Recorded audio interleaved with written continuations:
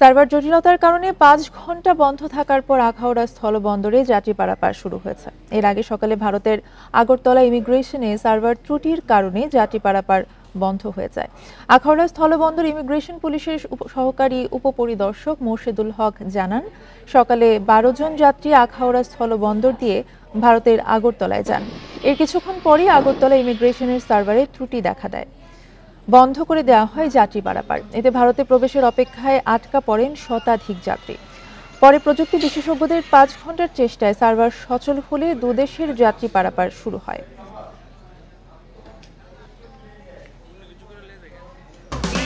এই ঈদে দেশ জুড়ে কেনাকাটার ফুর্তি হবে শুধু বিকাশে, সাথে ডিসকাউন্ট কুপন, ইনস্ট্যান্ট ক্যাশব্যাক।